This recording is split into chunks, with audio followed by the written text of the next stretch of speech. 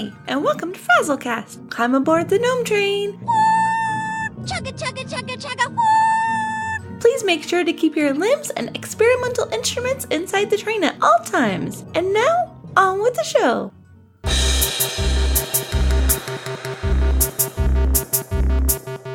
A podcast by a Blizzard fan gnome about World of Warcraft and geeky stuff. I promise you, they do talk about the World of Warcraft. They just go off the rails sometimes. So I'm Frazley, and I'm joined by two Worgen who have been monumental in their encouragement of my creative endeavors. Both are inspirations and people I've talked with who have helped me in some very dark creative periods. This is, of course, Frostee and Kaz of the Worgen's Howl and Kazplay, and Pause Screen. I forgot to mention that. So on this episode, I'm going to get to know Frostee and Kaz better. And normally this is where we would go into the round table. We're recording this on June 11th. So what we're doing may be stale by the time this launches. Like a 4th of July burger that is left out on the table overnight. Oh, well, funny enough, this episode is going to go out on the week of 4th of July celebration in the United States. But yeah, topics like around the table would be stale by then. So let's get right into it. So, how did you get into gaming? Gaming? Since I was little. Like, one of my earliest memories is for Christmas, our family got a Super Nintendo. Like, I've been playing ever since. Me and my brother worked together to save our money and do extra chores and stuff, and we bought a Game Boy Color. Ooh. And my family, we always had fun playing the PC games that like the pre-installed ones on Windows 95, like Chips Challenge and oh yeah, and there's some Indiana Jones games, like a roguelike Indiana Jones that was really neat. Some of the early DOS games we loved, so it's like it's been forever for me. Well, if it's been forever for you, then what has it been for me? Because me being so much older. So I think my first foray into gaming, it's all the way back. I'm old enough to be when there was the 1600 and when we had, when NES first hit, and all that. And if you didn't have an NES, you weren't that cool. Yeah. PC gaming came around. My uncle was he was an IBM road service tech guy. And one day he sent us a computer and got into DOS games. So the original Commander Keen was one of my first games. Wow. Wolfenstein 3D, all that stuff, the Battle Chess. If you've never seen Battle Chess, that is an amazing game. And just went from there. And kids, he doesn't mean the WoW Battle Chess. He means the actual Battle Chess game. Yeah. Yeah. Here we are playing chess. And then the pieces come to life, and it's like, oh, this is so cool. I don't know if I played that one, because I've played chess, and I've played the Windows 95 and 98 Solitaire. I've played a lot of that, but Battle Chess. Go and look at it. It's probably a freeware game somewhere at this point. Oh, I bet. I mean, and now it's probably 3D, like Michael Bay presents Battle Chess. Yeah. Explosive Battle Chess. Every piece and install a subwoofer. We should resurrect the franchise. Let's do it. Okay. I will talk with you afterwards, and I think maybe Gallywix might be able to kind of get a. Oh yeah. Because it could be the first Alliance Goblin partnership and gnomes. There we go. A union of gnomish and goblin engineering. Yes. And the fancy tough hats of the Worgen. Hopefully that's your heritage armor. I'm hoping for that. There better be some element of that, yes. I desperately want one. So speaking of that, because for people who may not know, Frostee and Kaz are amazing, and they are lovers of the Worgen. I mean, they are two champions of the Worgen. The same way how Leah Wild is a champion of raccoons. And the Volpera. And the Volpera, yes. Don't forget that. I'm going to roll off here, even if they're Horde, because of Leah Wild's campaigning for them. I'm campaigning for them also, and I'm going to roll it one. I'm so excited for that. But you two love Warcraft, and if I remember right, you two found each other through World of Warcraft? In a roundabout way, yeah. In a roundabout way, yeah. I've been a Blizzard gamer for a long time as well. I remember following my older brother over to his friend's house, and he was showing this awesome game called Warcraft 2, and I was hooked. I'm like, this is an amazing game. I love it. We were being sneaky and turning on the blood option on when the parents weren't around. We thought we were so cool and edgy. I thought it was the coolest game, and I really wanted it. I wasn't able to get my own Blizzard game until Warcraft 3, which I was surprised that my mother would allow such a game in the house, but she bought it for me for Christmas, and I played the crap out of that game. Yeah, so I've been a Blizzard fan. Like, I remember playing the first StarCraft as well. Like, we had one of my brother's friends burned us a CD of it and gave it to us. It's okay because I've bought the game again from Blizzard, so absolutely, I've made atoned. it up. But I mean, that's what I did. Like, those were my favorite games growing up. Man. Yeah. I mean, I played, Warcraft 2 was a big game when I was growing up, and Warcraft 3. How did I get into World of Warcraft, though? That was one of my coworkers that got me into it. Like, pretty soon after launch, one day we were sitting there at work, and he was just like, yeah, like, you played Warcraft 3. Like, wouldn't you want to play, like, in the world? And I was like, oh, yeah, that sounds really cool. And he's like, yeah, like, we can go, like, raid Orgrimmar and do all this cool stuff.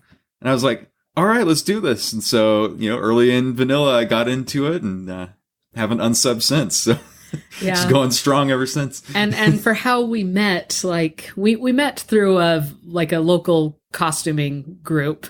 But we bonded over Blizzard games because, we started messaging each other, and Frostee found out that I really liked StarCraft. It was right around the time when StarCraft 2 was in alpha or beta. It was one of the early exclusive ones. Yeah, it was in some closed test of some sort. And he was in it. Before we had met, he recorded this video of him playing the Zerg, and he was showing me all the Zerg, because that's my favorite race. He was showing me all the units and stuff, and he sent me that video. First of all, I thought his voice was very sexy, and I was very attracted to him from then. And I was impressed that he took all that time to show me StarCraft. And we actually, one of our dates was going to the midnight release of StarCraft. That's right. And when we were dating, he was showing me World of Warcraft. At that time, I was a poor college student. I couldn't afford to play, but I'd been kind of keeping my eye on it and interested in it. It wasn't until after we got married, and I decided it wouldn't be until after I graduated that I started playing, which ended up being late in Mists of Pandaria. And smart move, too, because, I'm currently going through my college, and it's a struggle. Yeah. She made a personal pact that she wouldn't play until she was done. She had watch me start Cataclysm, which then introduced Deathwing, and so she had to suffer with her decision of not playing, right? Because she loved Deathwing. The Destroyer. And you basically waited all the way through that expansion and a little bit into Mists, and then finally got into the game. And luckily, I didn't scare her off when I let her play a Death Knight, because she hates Death Knights. Oh, man. And she hates playing any melee class. That was when we were dating, my first time playing World of Warcraft. He sat me down on his account with a Death Knight and was like, here, go have fun. And I hated it. It was the worst experience. So I almost messed up. The good thing is Mist is still a good way. So you didn't miss much. I mean, and you can go back now and revisit Classic when it comes out. Right. And I did watch him play through Cataclysm, and one of the first things I did in Miss was go get my Cloud Serpent, which is one of the favorite mounts still to this day. Though it took you longer than me. Yeah. I got it in a day, because at the time we played on an Oceanic realm, because they were still housed in the US. And since I played off hours, I literally gathered eggs for a day and got my mount in a day, instead of having to take weeks. Yeah, by the time I started playing, they'd moved it, and so we transferred servers, and I think they also started experimenting with the sharding and mixing. Yep, mixing realms. So you lost out. And the one thing about the Serpent I always think is, when I'm on it, I always get so seasick, because you're your character's moving up and down all the way. I'm like, that would not be comfortable if I was actually on it. Frazley's just Yeah, and there's not much of me as a gnome, so like the puke and all that, just like You're just hanging on, like you're just like flapping all over the place, you know. Yeah, and we said like with the new mounts that they're changing in 8.2 with how we're writing stuff, they should just make it where we have the option of being on the bigger mounts. We're just holding on the back of the tail. We're like, imagine how seasick you'd be then, though. Like on the back of a cloud serpent, you're just like whoosh, whoosh, whoosh, getting whipped all over the place, flying around. Yeah, and it's weird. It never is like a never-ending story because that one is just a smooth sail, but never. And wow, good old Falcor. Yes. What if there'd be a Falcor-ish mount one day? Ooh, that would be cool because a combination of the Vulpine familiar and then kind of the cloud serpents. A fuzzy cloud serpent. Yes. And a deep voice. Oh, then we have another mount that talks to us, so it'd be perfect. Ooh, I like that. So you two are the reason why Silverbolt and I are in Convert to Raid. And I remember the Worgen's How Group Howl where Silverbolt got the tag of Convert to Raid. And then I was looking for a guild and I saw that. I was like, you know what? Frosty and Kaz love Convert to Raid and Silver is in Convert to Raid. So how did you two get into the guild? Oh man, that was crazy. To start with, like we started out on the Oceanic realm because Frostee, he worked night shift, and so he was on that realm so he could play with somebody when they were awake. Yeah, so like I used to raid with Australians, and so when I would play really, really late at night, it was like prime time for them to play. And so like it was great because it was great for me because the data centers are still in the US, so our ping was great. Theirs was terrible. And then, sometime in the early 2010s, Blizzard finally opened the Australia data centers. And so our ping became horrible. And also that guild that we were in was dead. Yeah, it died eventually. We were the only two members left. And so, in fact, I took control of the guild when they implemented that feature. Yeah, like there's a feature, like if the guild master doesn't log in a certain amount of time, you can take over the guild. I didn't know about that. Wow. Yeah, so if you have an inactive guild master for I think it's 90 days right now, you can assume control. So anyway, like by then I was getting more comfortable in the game and I'm knowing how to play it. And I'm like, I really want a guild experience. And around this time, like Cuddles, he had started his podcast and we had a lot of fun listening to him. And he always said that he was a brewmaster monk on Airy Peak in the Convert to Raid guild. And so we're like, oh, Convert to Raid, let's check this out. And we did the research and looked at them and saw that they had a bunch of raiding guilds, of all levels, raiding groups within the guild. Yeah. And Kaz wanted to get into raiding. That's what I wanted to do. I wanted to get into raiding, but I was intimidated I wanted a casual group to start with so I could learn how. And so I'm like, this will give us the greatest opportunity to find something that works with our schedule. The group seems awesome. We listened to the Converted a couple times and we're like, okay, this group sounds good. So we just decided to join. Yeah. And it's, we found tons of new friends. And I mean, the whole culture has always just been, great to have people to chat with, people to group up with, and awesome raid teams with awesome people. So it's and meeting up at BlizzCon with all of them too. Yeah. Used to be the Convert to Raid / Well Played party. So there was a cool kind of in-person community all of a sudden. So it was really neat. And it still is neat. And I hear IHOP is always hopping with Convert to Raid members. Yeah, especially me. Yes. So if you're at BlizzCon and you go to IHOP, there's a high likelihood that I will be there at night. You mentioned raiding. So what would you say your play styles are right now? I'm coming off of tax season, so I was almost in an ultra casual play style lately because I was working 15-hour days for the last few months, and it was I come home and it's 10 o'clock at night, and then I come home, maybe eat dinner, and then crash on the couch or something. Yeah. So it was mostly I was playing the weekend. Finally, starting to get into the playing during the week again and getting world quests done.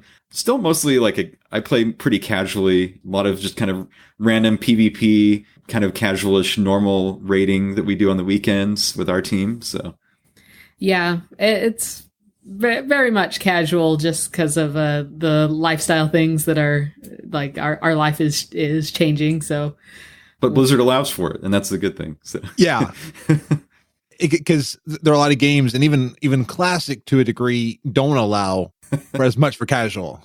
Yeah, that was if definitely not the casual friendly experience back in classic, like back in vanilla. I'll just remember that, like, you know, you had to work hard and get stuff and grind, and you know, you had to be at the top of your game still to get pretty far. So I remember many nights my dad would bring up food and I'd still be playing WoW and raiding Molten Core and all that. Like, yep. It's like, oh, well, we've been here for like 4 hours. It's time for another meal. Yeah.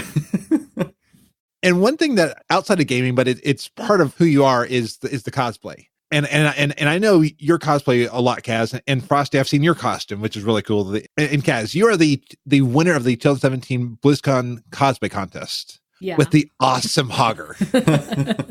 That's right. She's just the Hogger now. Like, I am Hogger now. That's what people say. Like, oh yeah, when people see him in game, they screenshot it and be like, "Hey, I found you in game." So I have become Hogger somehow. and I'm always afraid of you on my Iron Tunes because I've been doing the Iron Man recently, and I'm always afraid when I go to Hogger because I'm still remembering Hogger in Classic was even more difficult, and you can actually kill Hogger, but you can't kill it anymore. Steer clear of the river paw. Yes. And last year you did the Goat Man. Yes. And that was really cool. And this year, I wouldn't be surprised if you take a break. Are you taking a break this year? Yeah. I won't even be attending BlizzCon, and I haven't been able to build much because of stuff happening. Oh, absolutely. Because soon a little Worgen, I mean, a new gamer to introduce to the community, show them all the fun stuff that we're getting. Like E3 is, I'm excited. I've got a. We're still coming down from E3 over here. You know, it's like yeah. Even though this is time shifted forward, I'm going to be talking with Spaz and Eric Gowder about E3 and all the excitement. Like, I'm excited. There's so much cool happening. Well, E3 is like Christmas for gamers. Yes. Christmas in June. So it's like we get Christmas and we get the middle of the year Christmas. We get 2 years gamers. Plus we get BlizzCon. So I guess we get like 3. Oh, and I'm just thinking like all the cool stuff, like even the stuff I'm not into, I'm excited for. Like I'm not right now a Nintendo gamer, but I'm excited for Nintendo gamers because there's so much stuff coming down. And oh yeah. Did you see the Corgi Pokemon? I did. People are very excited. How did you get into cosplay? I remember my very first cosplay, probably. There was a high school dance, and it was at Halloween, and it was girls' choice. So the guy I asked, I knew that he really liked the movie The Matrix just as much as me. So we dressed up as Trinity and Neo. And so, like that was just like a really simple one. I went to a thrift store and found some cool stuff and wore that. Do you have the phones? No. No. I mean, I was just a high school student. I had like I found. But you went to the thrift store. You went to DI. Yeah, there's probably one there. Probably. I mean, we put on the glasses and I wore all black and stuff, and I had like these cool leather shoes, and it was fun. But I've always been a creative person, and like when I started being involved with the internet more, I would see people, like pictures of other people doing this cosplay stuff, and I'm like, oh, that's so neat. It wasn't until I got to college that I was able to actually like scrape up a few dollars to start seriously trying to build my own instead of just buying pieces and putting them together. Which she did. which I did. I mean, I do like doing a good Charlie Chaplin costume as well. That one's pretty easy. Yeah, so in high school, like my first costume that I built, my college mascot was a cougar, and I was in the juggling club. So I built a cougar mascot that I could juggle and unicycle in. And I went and performed with my juggling club in the cougar mascot. That's awesome. Yeah, that's kind of where it started, and it's evolved from there. Yeah.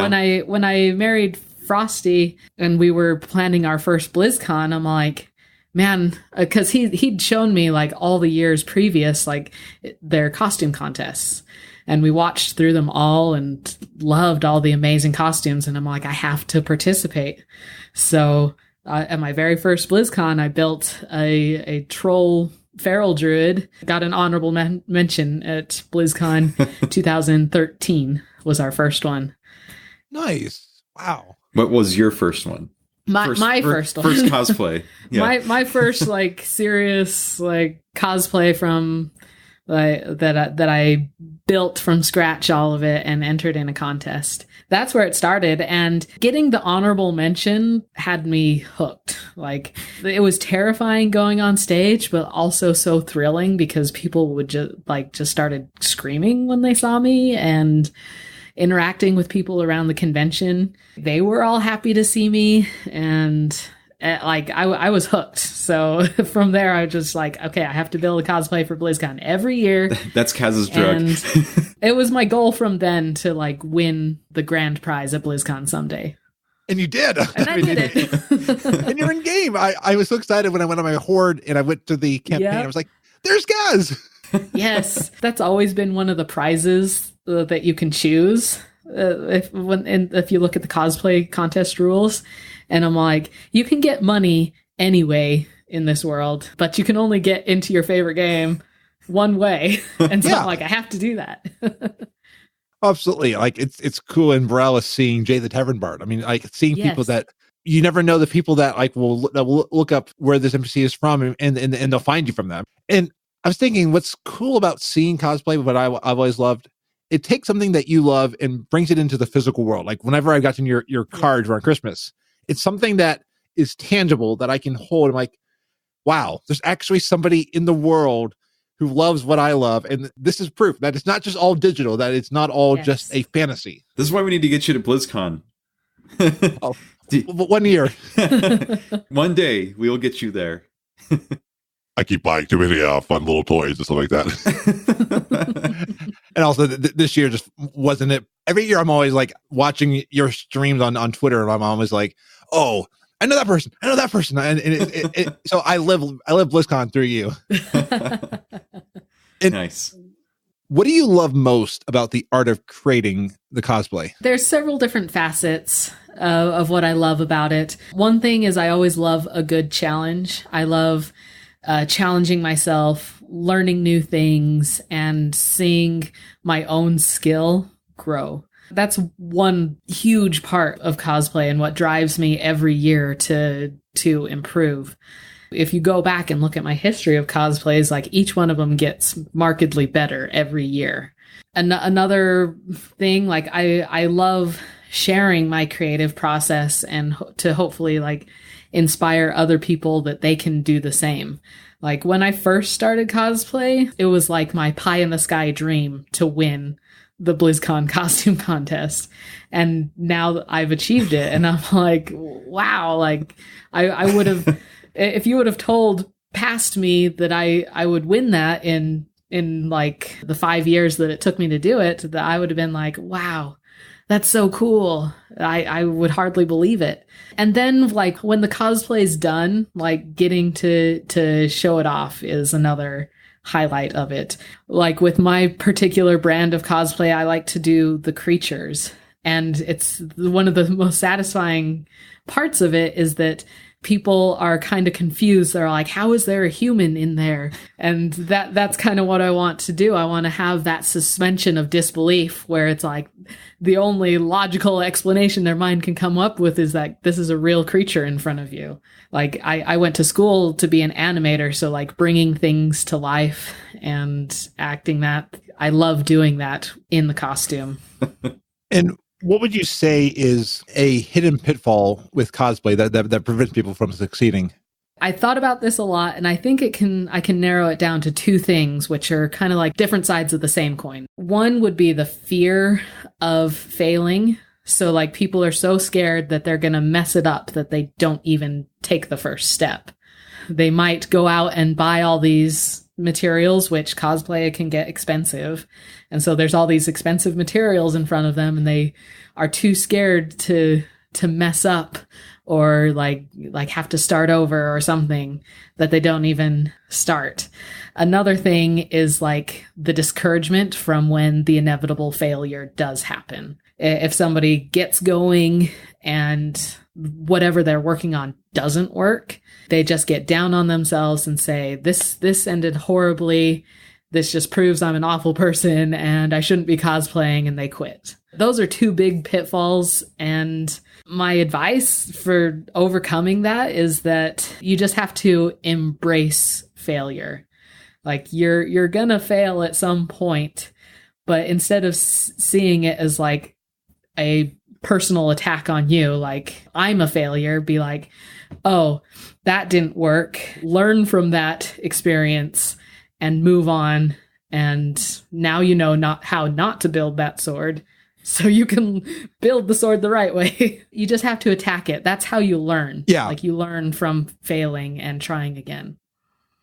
That's one thing I can, in any of the creative endeavors I've done, I've been amazed at when I just attack it instead of being afraid to try it, and I just go at it. This podcast was me attacking it. I've learned so much, but it takes that. And I love how you brought up that each time it gets better. And like every time you can see the progression in the skill and all that. I mean, and you learn like, oh, okay. Like even in Hogger, what I loved is you would share like, oh, I meant to do this and it turned out this way. And it still looked amazing. I mean, but you would say like, I was trying this technique here. It didn't quite work. But then you were able to learn from that for the Goatman to be. Yeah. It still happens this day. It still happens all the time. So like on Hogger, I would say like my most frustrating failure on him was his arms, and also his neck. His neck mechanism had like a little happier ending. I built because I had to build the hollow flexible structure so that my arm could go in his head and control it. I built his neck structure 4 times. It was the 4th time that I built it. That was the final one. I like threw away 3 versions of it. Not to mention like countless like materials that we thought about trying that we just threw away. Yeah. Yeah. Like that one was a tricky one. And like with his arms, like I did end up trying lots of things, and things just kept failing. And I eventually had to settle with his arms the way that they were, just because I ran out of time. I'm still planning on going and throwing away his current arms and starting them again, rebuilding them so that I can keep life in Hogger, and I want to bring him back to BlizzCon one year. So just like a mecha gnome, amputating him. Yes. We'll give him bionic arms. Yes. And you don't just do cosplay. You run at least 2 podcasts, the Worgen's Howl and Podscreen. How did you get into podcasting? Oh man, that was so a long time ago. I actually used to be, before I met him. Yeah, way before we even met, like almost 10 years. Like, I actually used to be on local FM radio.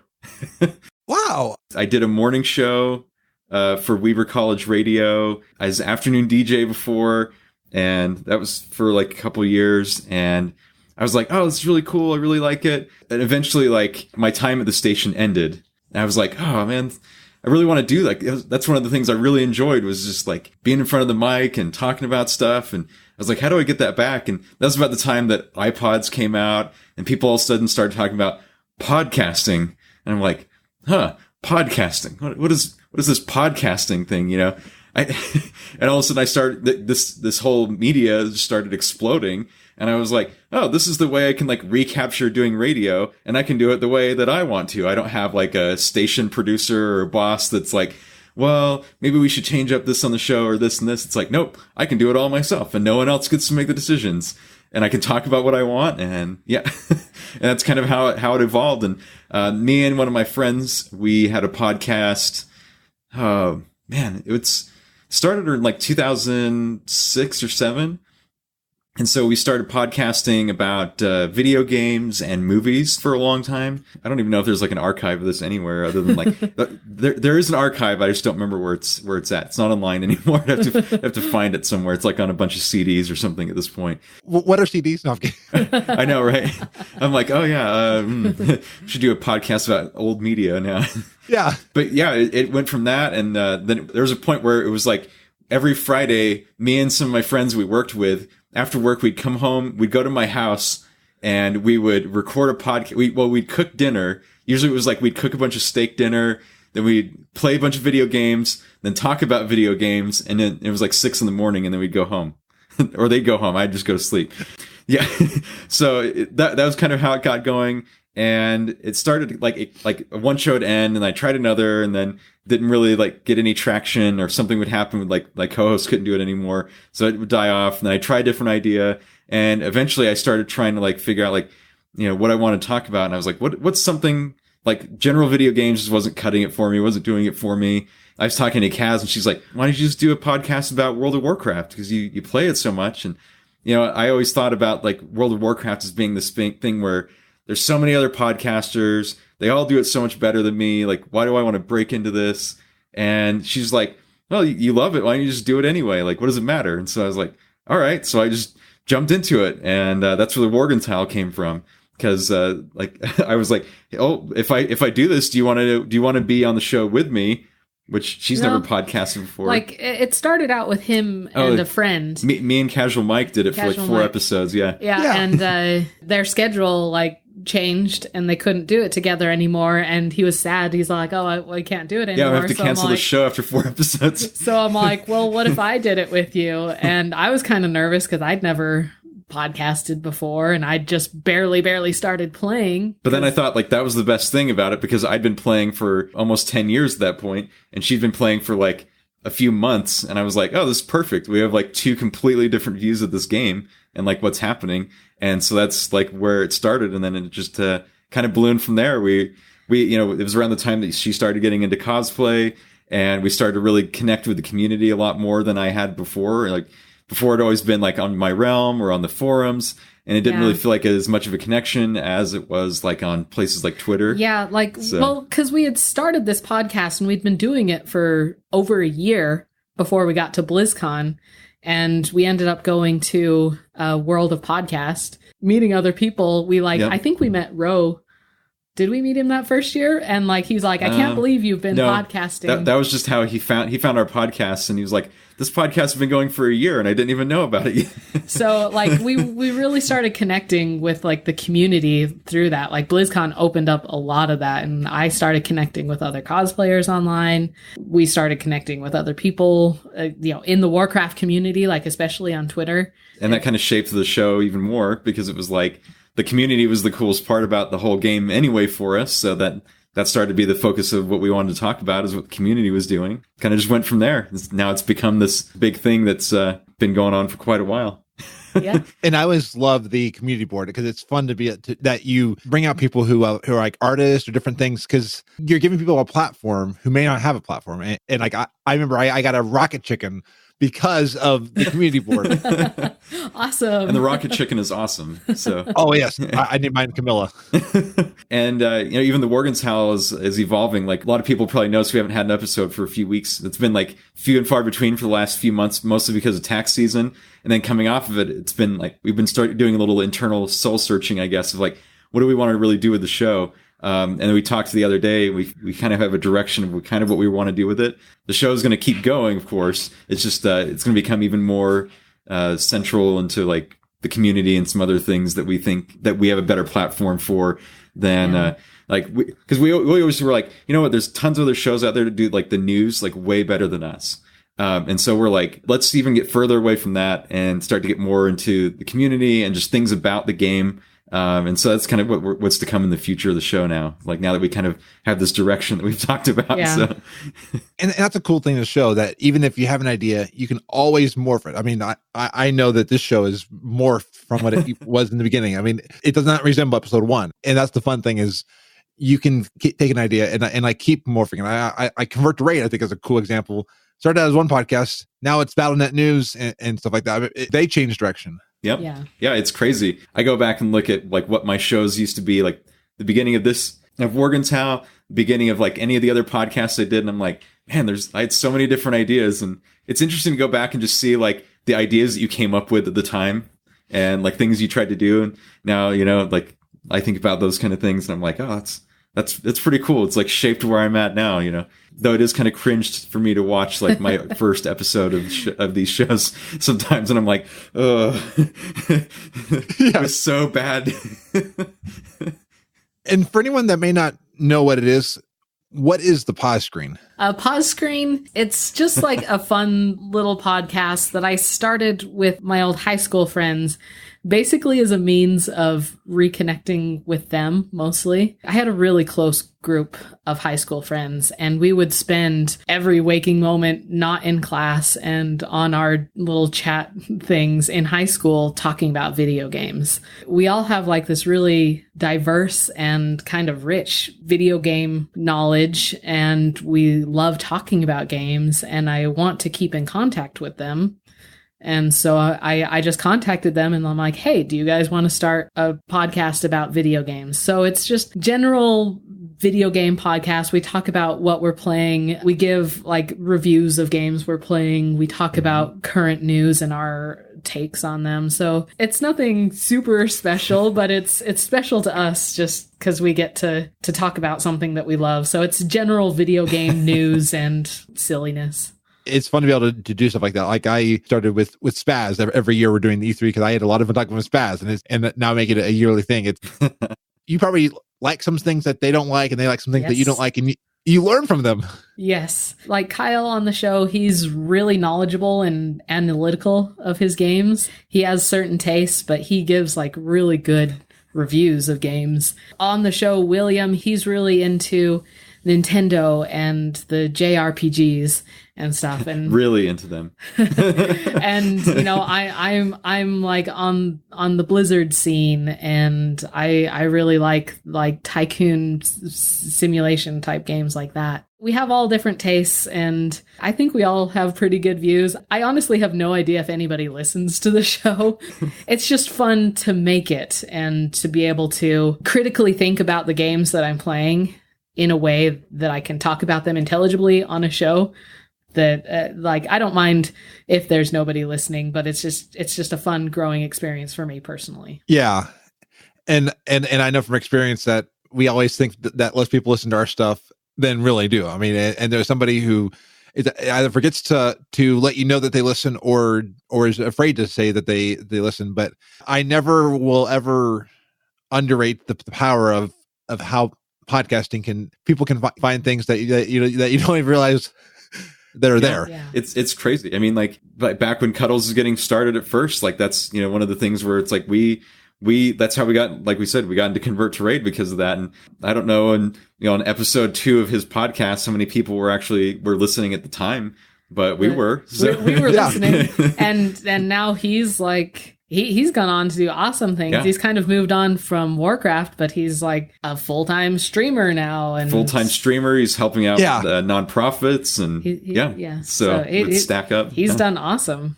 And it built a skill. I mean, that's the incredible thing. I find I'm much more eloquent. I still fumble sometimes. Yes.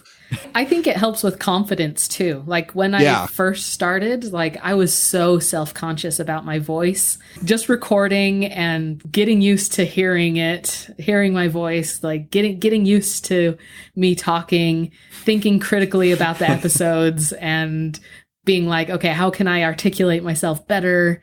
I think those skills, like building those skills, have helped me now to where I'm pretty comfortable at conventions. I give panels about cosplay, and I've started a YouTube channel where I'm on camera talking about cosplay things. And so all those skills have just built on each other and given me a lot more confidence. And you probably never would have expected to be where you are now. Exactly. It's crazy. So in either of the cosplay or the podcasting, if you were to start over again, what is the first thing that you would do? Like with the knowledge that I have now? Yeah. I mean, with the knowledge I have now, I think that I would lay the foundation, like at least from my perspective, like the technical foundation better, like with being able to get my podcast out there faster. A lot of the shows I've ever done have been like a really slow burn at first. Like it feels like you're not getting anywhere. It feels and there's that early, it might be kind of the same with cosplay. Like, you kind of feel like you're not really getting anywhere. You're not getting, people aren't listening. You're kind of just doing it for yourself. But I think, with that, I think knowing what I know now, there's a lot more syndication out there that you can take advantage of, which I frankly might not have just even been available when I started podcasting at the time. But now like there's plenty of tools and plenty of ways to get your stuff in people's ears. And I think that's one thing that I would definitely take in. I don't know if there would be much that I would change, like, because we just starting was a big deal, and sticking to it is another, and we've stuck to it pretty well. Like, our lives are changing this year a lot. Like, you know, he got a new job where he's really super busy during tax season.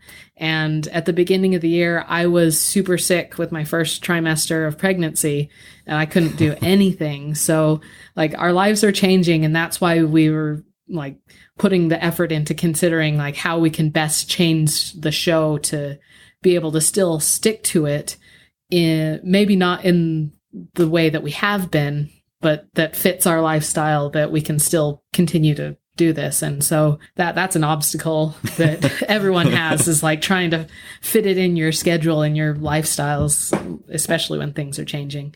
Yeah. But I mean, it's the same thing with gaming, you know, like gaming with World of Warcraft, for example, like as people's lives change, and this is what I've talked about on the show a lot before, that as people's lives change, the way they play World of Warcraft changes. And some people stop playing World of Warcraft. Some people do different things in the game, you know, for example, and that's fine. I mean, it's just what happens with life. It's not like necessarily a bad thing or anything like that. So that's kind of like, just like with everything, I guess. Yeah, I stopped playing WoW for a while because my life was going in a weird direction, and I only started up because I wanted something like it. Yeah, and I definitely echo what Cap said about the honing the craft and the consistency. I mean, this is the most consistent project I've ever done, which is scary in my head. I mean, I've never done anything this long with this consistency. And now you're over 100 episodes in of just this show, like alone. So yeah, and it still blows my mind away. I mean, like when I was like, this is 113. I can't believe it. I mean, just starting is I would echo that too. I'm glad I started and didn't just wait to start. Yeah, you're never going to have the perfect show ever. No. I mean, even and if you wait to have the perfect show, then you'll never ever start. So yeah, might as well get it out there. And you know what? I always tell myself, like, this isn't perfect, but you know, at least I'm doing it. Like, at least I'm doing something, because most of the world isn't doing this. And so even like your most spectacular fail is better than most of the world because they're not doing anything. Yeah. I think back to like, I'm a Scott Johnson fan. I listened to The Instance since it was like in single digits. Wow. So nice. which is crazy to think about. Like, I'm like, remember the days back so long ago. But even when I see Scott start a new project, for example, and you know, maybe he'd hate if he heard me say this, but even when I see him start up a new project now, the first, you know, episode's always rough. It's never like, you know, and somebody as experienced and as well produced as Scott and Frog Pants is, it never goes off without a hitch. And it is still kind of rocky of that first, you know, couple episodes. So kind of like Kaz said, like, it's never going to be perfect at first, but we continue to shape it, continue to improve, and before you know it, you know, you're sitting in his shoes, for example. Yeah. So yeah, every episode is going to get better, and I agree with Fuzzy Zane. That was a great inspirational speech, guys. You're welcome. Both of you have always been inspirational to me, and one thing that I've been impressed with the 2v2 is running the Frozen Fox Media Network. So in addition to the podcast you run, you run the network, and you have many awesome podcasts. Like you have the awesome Realm Maintenance. You have the Keeper of the Podcast Scrolls on your network.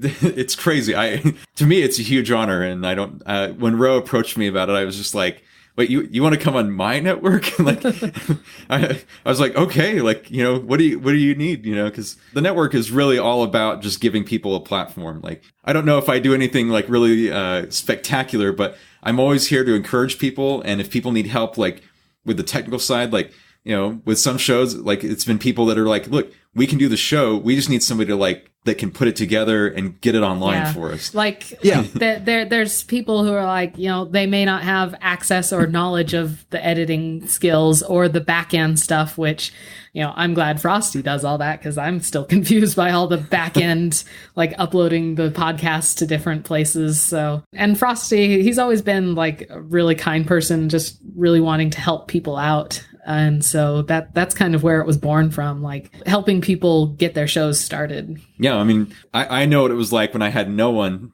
and I had to figure it all out myself. And so I'm like, if I can help somebody like get that head start and like jump into podcasting no matter what they want to talk about, then I'm like, well, heck yeah. Like if it's not like it's hurting me by helping anybody else out. So if I can just help them out, either whether it's like advice or whether it's like provide you like space to keep files or somewhere to host the feed or whatever it might be, like, you know, whatever you need, like if I can get you a head start, more power to you. That's what I want to do. So it's kind of like the community board, and I guess in a more tangible way, you know. And one of the podcasts that you just recently helped launch is Loot Optional Podcast, Yep. but by the Scruffy do it. And it's always cool to hear like Scruffy will say like Frost helped me with this and this and this. So I mean, it's amazing what you've been able to do with the Frozen Fox, and that's why I love being able to talk with a podcast network person, because I used to run my own network or family of podcasts. Mm-hmm. And I was doing that through Weekly Awesome, which is now the name for my audio podcast production, because I was then offered the ability to join forces with Dragon Powered Studio because they had the same ideals that I did. Together with them, I can move the things better than I could do by myself. So one of the things I wanted to ask you as a network operator, what are some of the challenges that come from running a network versus keeping your shows independent? One of the challenges that comes from running the network is really trying to like, and I need to get better on it probably at the same time, because it's something that it's always kind of a continual thing. Because when I first started it, the network was just a podcast of me. It was like I had this podcast, I had this podcast, and I was like, I got to put them under some umbrella so it makes sense, you know. And then it was kind of like a me doing everything. You know, once I started like having other people on there, and then I'm like, oh, well, like we can start like sharing stuff. Like we can share each other as guests, or we can share guests that want to come on and maybe they can be a part of one or another podcast on the show,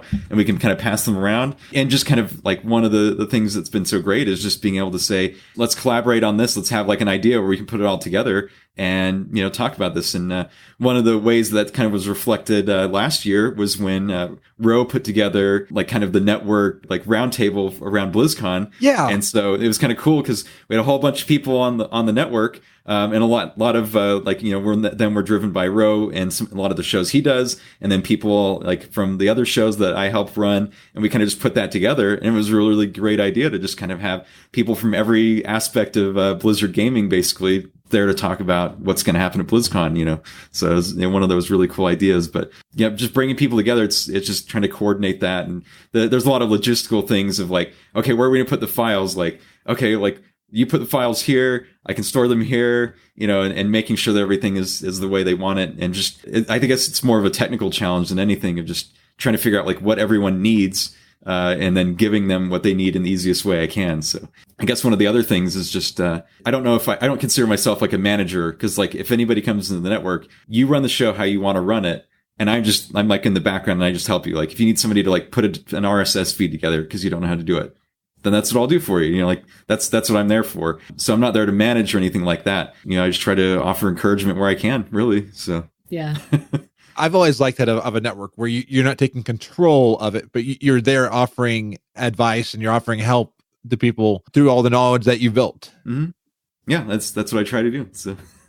So what would you say to a show that was deciding on whether they want to stay independent or join a network? I would just really say, like, you know, what do you want to get out of joining a network, really? Like, is it something where like maybe financially, like they can offer something like hosting, for example, that you maybe can't afford? Or are they offering, you know, maybe more? Yeah. It's just kind of up to you. Like, or do you feel like when I first started, a lot of the cool part of it was, well, how do I even get my podcast like to a place where somebody can download it in the first place, you know, or listen to it somewhere? Because that was like the challenge. And so do you want the challenge of trying to figure it out on your end so that you can handle it all and have it yourself? It's kind of like, and it depends on the network too. Some networks maybe want you to give up a little bit of your creative control over your show, or they might have other stipulations or, you know, restrictions or things like that. So it's really just like, if you're thinking about joining a network, just make sure you talk to who you're going to be joining, seeing if there's going to be something that's going to happen. Weigh the pros and cons. Mm-hmm. Like, just like the important thing to consider is like what the network can offer you. Like Like I know I actually don't know how other people run their networks, but like ours is pretty laid back, and we don't offer too much, but other networks may offer more but require more from you. So it's there's like as More's offered, a lot of networks will have, there's like a trade-off, of different things, and it's and it, like Kaz said, it differs with everybody, so it's not really a way to kind of see that. But I think the only other advice I'd give then is, if you are looking at doing something like that, just think really far down the road. Don't think of like just what's going to happen if I join the network, but what's going to happen in the future. Say if you want to branch out and leave the network again, like, is there any kind of restrictions on that or anything like that? So just make sure you keep that all in mind. Yeah, and really make sure that you know what you're getting into. Yep. I'm with you. Like, I find being part of a network, there's also part of me that keeps me accountable, because like I want to make sure that I'm not a show on the network that's not delivering. I want to be delivering. And there's a cool part of being part of a network. And it's cool to hear the bumper and you listen to the show and you hear the same bumper of the network, like, wow, bro. Yep. We're legitimate. Yeah. And like ours is working on events to connect our community. So it is fun with that. I mean, and both networks are amazing, and we're not competing with each other. We're all friends. I mean, because there's room enough. You can find your niche anywhere. Yeah. Like, it's surprisingly, you think, like I said, when I first started to talk about World of Warcraft, like I was like, oh, there's just no room for me. Like, where am I going to fit into this? There's hundreds of podcasts, especially back like years ago. There was so many WoW podcasts. You think about it, you listen to almost any show, and almost every single one, not almost, but every single one of them has like a niche where they fit in so well. Even if they're talking about the same thing. Or even like just by virtue of the personality of the host. They can be talking about the same thing, but like just their personalities and who you connect with, who you don't, who you like the humor, who you don't. Like there's an audience for everyone. The only problem is literally finding enough time to listen to all your favorite people. Like, oh yeah, it's honestly the real problem in life. I clear every single podcast on my thing. Oh, wow. Uh-oh, my nose is growing. Yeah, because it's like, I feel really bad when, like, people are like, oh, did you listen to this show? And I'm like, oh, no, I don't have time. Like, or couldn't get to it or whatever it might be, because I try to. And, even, like, the best time for me is to, like, try to listen to it at work.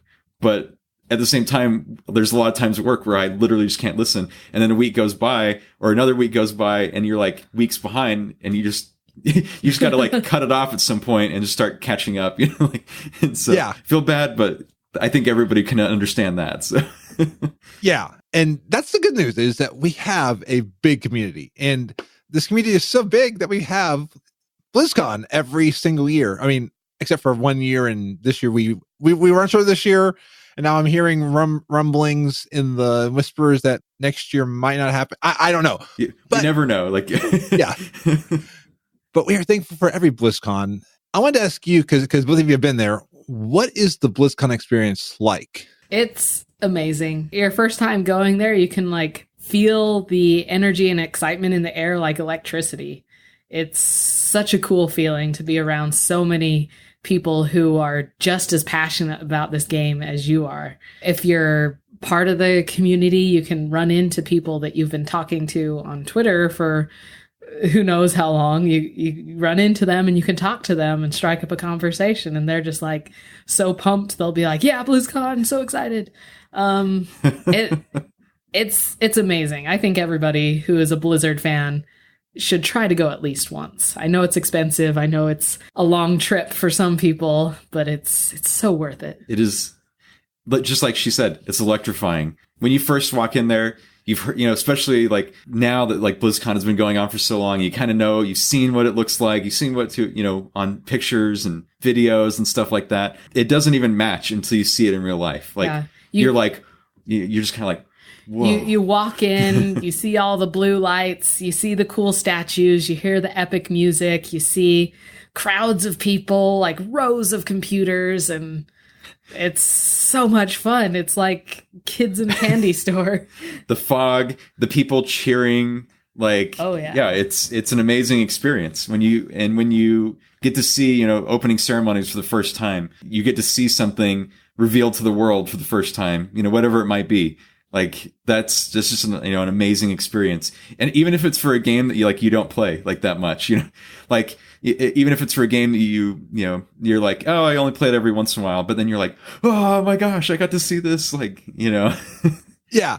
You're in the room and you're around people who are ecstatic about that game. And you're like, you feed off that. Yep. Yeah. You're bumping into Jal and Brack. You're bumping into cosplayers. Oh yeah.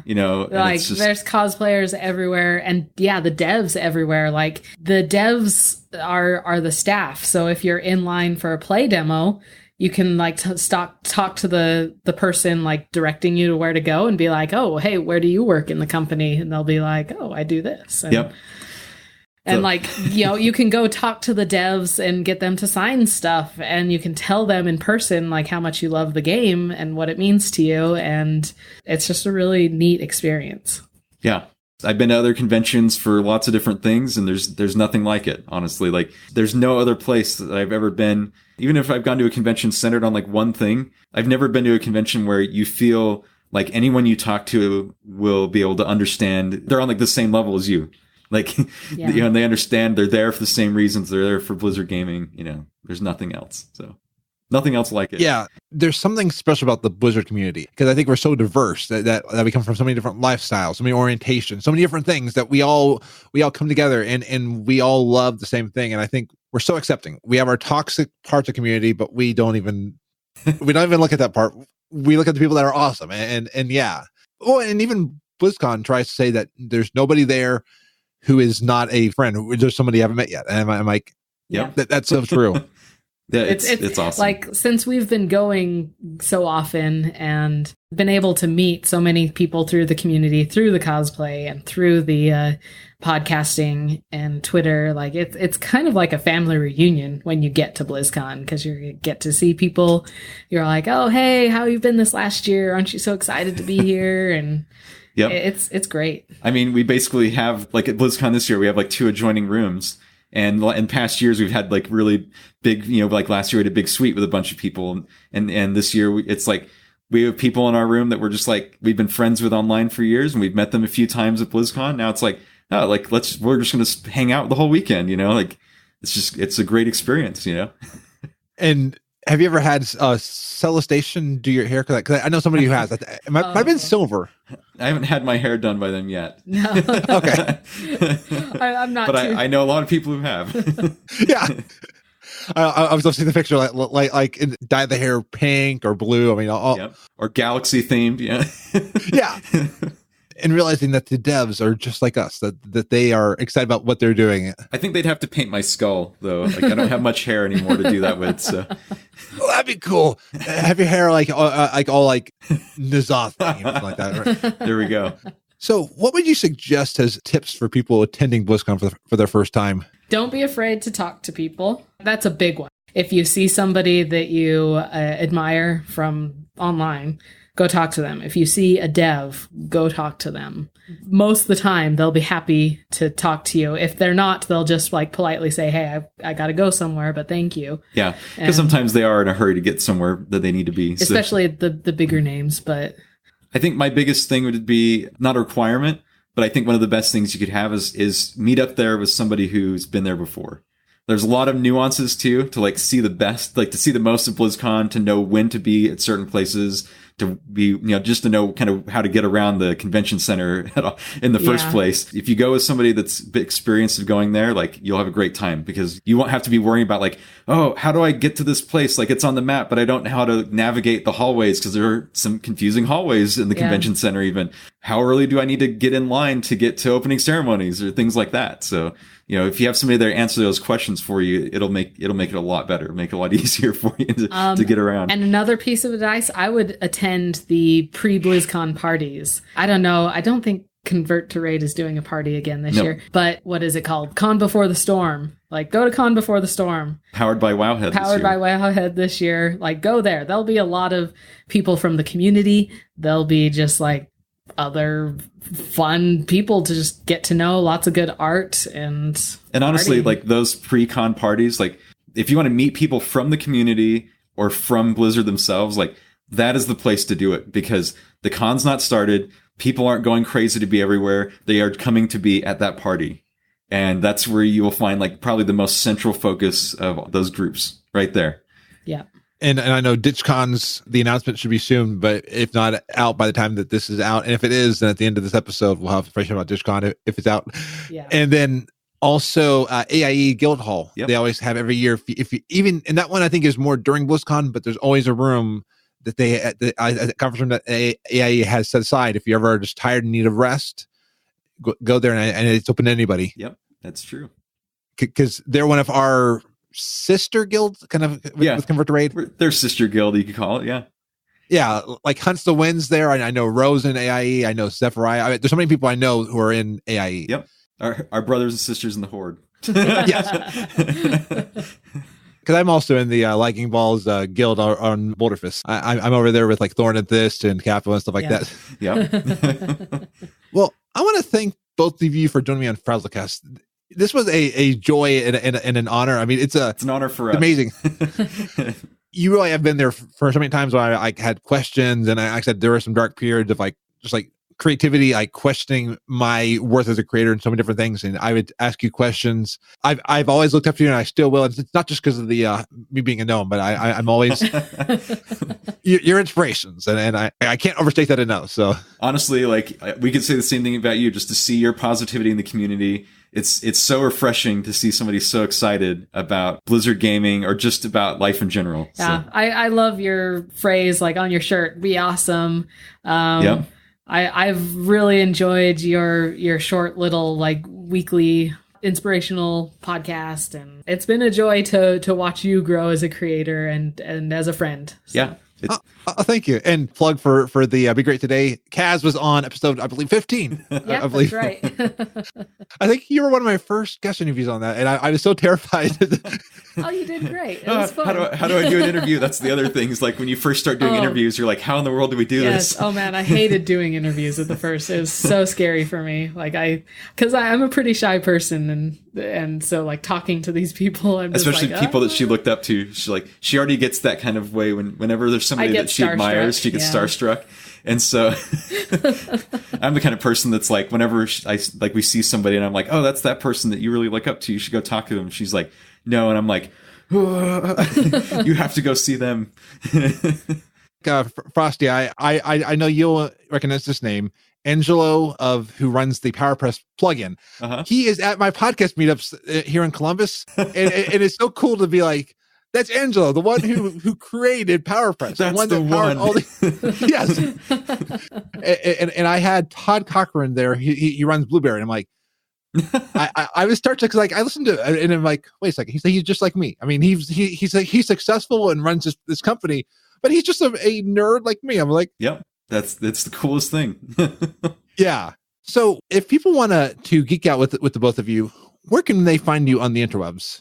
I'm on Twitter at FrosteeFox. It's FrosteeFox, and pretty much every other platform. That's what I go by. So I've got it locked down almost everywhere. Nice. You can find links to all my personal stuff on Kazplay.com. That's KAZPLAY. But you can find our podcast on at Worgen Howl. At Worgen Howl is that one. Yep. And Pause Screen is at Pause Screencast, though I'm terrible at updating the Twitter. But you'll be able to find the feed and subscribe from there. That one, I always want to spell it PAWS because I know the word. I'm like, no, it's...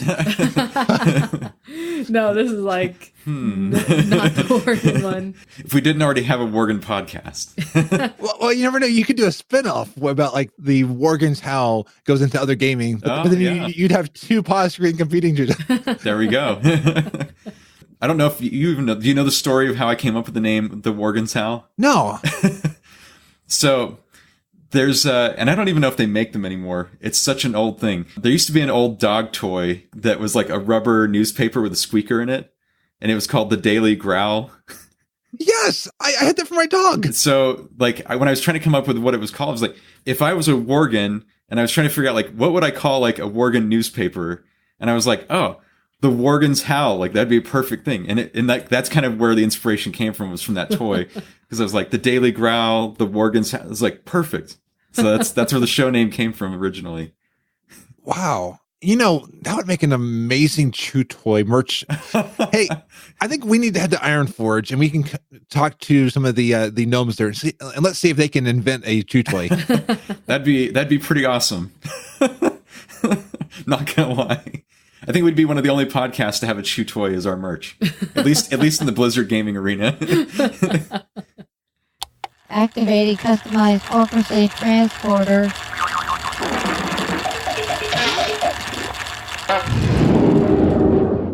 Through the power of time travel, my customized ultrasafe transporter brought me to June 27th from the interview recorded on June 11th.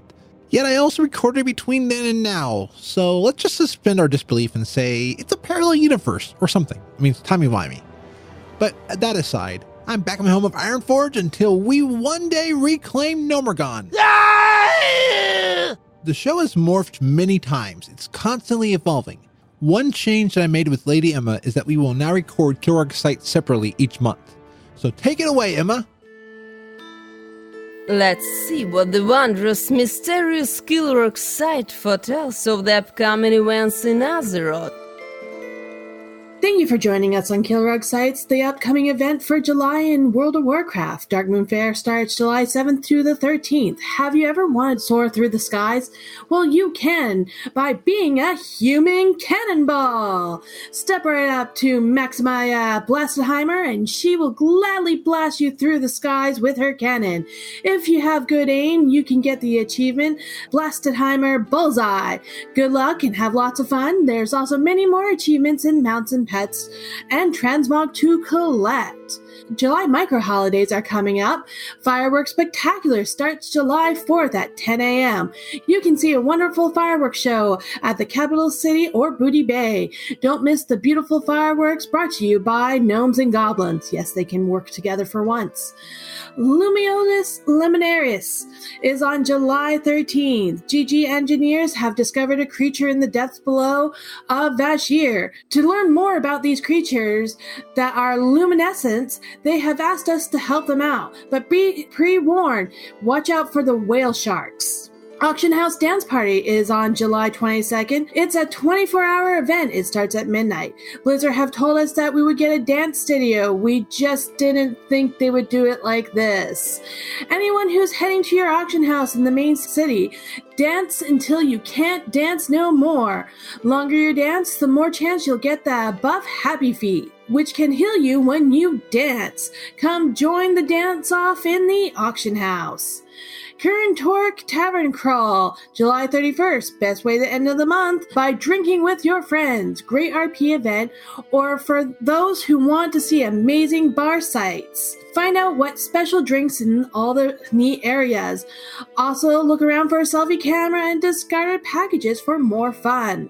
Weekly bonus event for July is Battle for Azeroth Dungeon Event, July 2nd to 8th. Final boss on each fight will give you an extra item.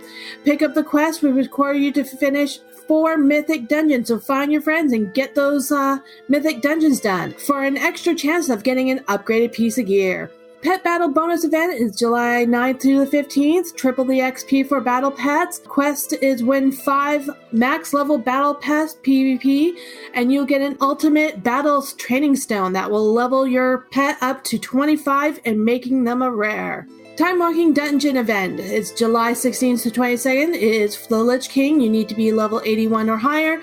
Also, you'll be able to have 10 to 30 people to queue up for Aldar Raid in North Dalaran. Finish 5 Time Walking Dungeon awards you Azerite and Time Walking badges, which is currency for cool things in-game. Arena Skirmish bonus event is July 23rd to 29th. 50% more honor is rewarded. Win 10 arena matches and you'll get Azerite and Conquest points. World Quest event, July 30th to August 5th. You'll get 50% more rep during the World Quest. The quest is to complete 20 World Quests and rewards you Azerite. The main holiday. The main holiday is still Midsummer Fire Festival. It's going on until July 3rd, so you still have time to grab your new Fire Eater's Hearthstone for 300 Burning Blossom. This new Hearthstone gives off the effect of you having a torch in your hand while it looks like you are casting a fire spell while fireworks are going off before you get sent home.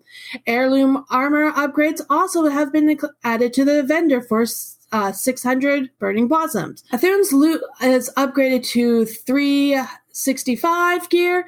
For low-level alts, this is a great way to level them up.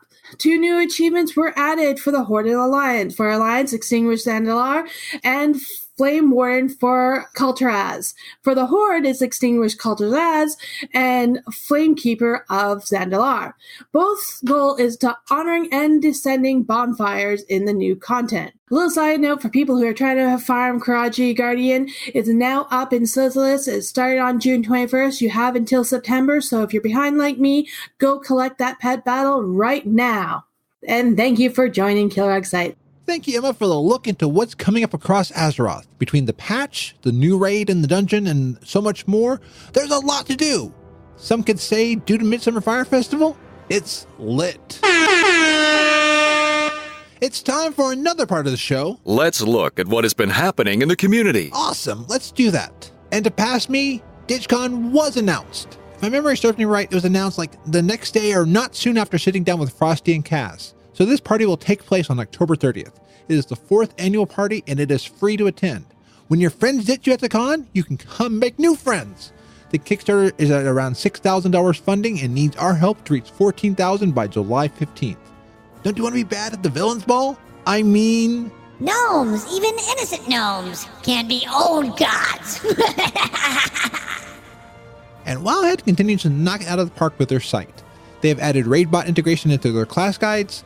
Their description is, RaidBots is a community website which allows players to run character simulations online in order to analyze and compare performance, talents, gear, stats, and more. Now after you read about your spec on a Wildhead class guide, you can easily navigate to RaidBots for personalized character recommendations. Wildhead also updated their model viewer, and they said that they are very happy to announce that the Wildhead model viewer has received a major update, including full particle effects, billboards for bones, animation fixes for bones and textures, and better mesh sorting. They said that the update has been in the works for a long time, and they appreciate everyone's patience as they chipped away at all the improvements. A few more updates are currently planned for ribbons and physics, but they were happy to reach this major milestone and they wanted to share their progress with us. I have to say, this is an impressive feat. And they also have made quite a few changes to the classic site, so I've got a link in the show notes to these changes, but again, their site continues to be amazing and I use it every day. I like to highlight tools and sites that people may not be aware of. I like the vibrant community we have for Blizzard with the endless supply of tools worked on by hardworking individuals. And one such hardworking group are Spencer Downey and Jason Lucas at the Starting Zone. They provide helpful information every week about affixes, patches, classes, and more in podcast form. They released episode 333, all about 8.2. This is a huge episode, so I recommend adding this podcast to your weekly rotation. IK Edit has recreated the Fall of the Lich King trailer using modern WoW models. It's amazing to see how far WoW has come. It's hard to see sometimes until you see them side by side. I was listening to the latest Realm Maintenance podcast, the one with Jen and Capo. I think I pronounced it correctly this time. And Ro was saying that America's Next Top Podcaster is looking for applications for Season 2. Wicked Kitten 13 was on the last one. Maybe we'll see you in Season 2? And Guile Level, who is a Twitch streamer I've seen on YouTube, I used their tutorial and bought their transition packs to add the blue transition you see on my streams. Well, they found a really cool method to add voice-activated control to your streams. I love this, as it makes the streaming more accessible to many people. And finally, in this section about our community, the Pride pin with the Blizzard Entertainment and Rainbow is still on sale. The pin is $15 and proceeds through July 31st go to the Trevor Project, which is the world's largest suicide prevention and crisis intervention organization for LGBTQ young people. Well, this has been another episode of FrazlCast, so I loved getting to chat with Frostee and Kaz. They're also how I found Boz, who made the Frazley avatar that you see. I asked them for a recommendation on a great gnome artist, and Boz blew me away. I highly recommend Boz to anyone. He also makes great goblins. Tell them I sent ya. I was on Wild Challenges 171 where I talked with Lita and Fair about my experiences starting my irons. I had a blast. I talked with Lita about a year ago on this very podcast. So Lita's always fun to talk with and I enjoyed getting to meet Fair. And Pete was asking me on episode 6 of Stories Around Azeroth, which is another podcast I'm on every week, if I was going to stop my irons now that 8.2 is out. I am going to do both, kind of break it up and avoid burnout. I love the community at WoW Challenges, and I want to be more involved. Plus, I told Allie that iron is now in my blood, so my doctors are happy. Can you guess what reaction I got? And finally, I was on Epic Fail Podcast 194, titled Incon Feasible. I had a blast, and I'm always excited when Draven asks me back. I think we get along well. Kara is always tweeting us responses that make my day. In every episode, I like to thank those who have given back to the show in a financial way. Thank you to my Twitch subs out there like Michael of the Blue Recluse, Nerd This Podcast, and Genome Project. Thank you to Dusty of Nerd This and YouTube Creators Hub Podcast and the Awesome Dusty Streams. Thank you to Razurus. Thank you to T-Crunk360. Thank you to Thorn of Lagging Balls and BNN. Thank you to Velacia. And thank you to Zorts the Goblin. And thank you to Velacia for the bits this week. If you want to support the show with a bit, tip, sub, or shirt, please go to support.gnomepodcast.com. All of these bit, tips, subs, and shirts going to help supporting this labor of love. Well, I am Frazley, and you can find the show at gnomepodcast.com. So until next week, be awesome. Buxley has been given express written permission from the Major League Brawlers Guild. Buxley here to answer your World of Warcraft questions in this edition of Ask Buxley. This question is about saving the world. Dear Buxley, I was recently asked to go out and help with the Heart of Azeroth, and in the course of doing this, I ran across Magni Bronzebeard and the Titan construct Mother. They both assured me that I, and I alone, held the fate of Azeroth in my hands. I'm kind of nervous with all this responsibility. Help! Well, I hate to be the one to tell you this, but your hands can't hold fate, and they certainly can't hold Azeroth. I mean, have you seen it? It's really big. I was just in that chamber. Every time someone went to talk to them, I heard them say, "Hey, you can save everybody. I swear, it's really you." And what I think this means is Magni and Mother are hedging their bets. And it's not like what it sounds. They're not throwing money into a row of tall bushes. Nope, they're telling everybody they can save the world because sooner or later, one of these people will be able to save the world, and they'll be the right person. And then Magni and Mother will be able to go, "Hey, we knew that was going to happen all along." I know that's a weird thing to do, but they have their heart in the right place, so to speak. They just want to save Azeroth. So you should help. And who knows, you might just be the one that does it. Thanks for your question. If you'd like to see what I'm up to every day, follow Ask Buxley on Twitter. You can listen to the archives at AskBuxley.com. Hey, you want to save Azeroth? We swear it's you. We are the Forsaken.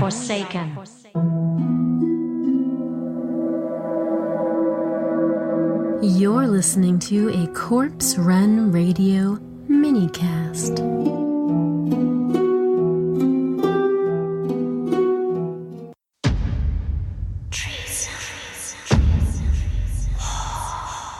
June 25th, episode 100 of Corpse Run Radio. And what better way to celebrate that milestone than this?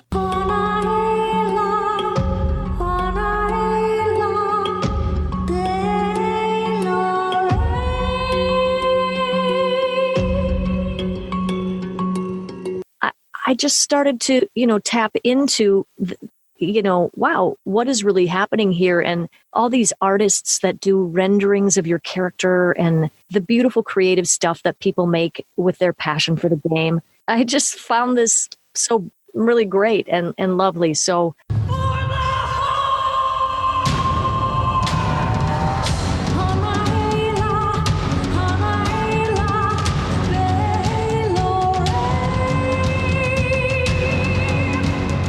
yes, the Dark Lady is back for episode 100 of Corpse Run Radio. Oh no! Thank you for listening. Now go out, my minions. Let nothing stand in your way.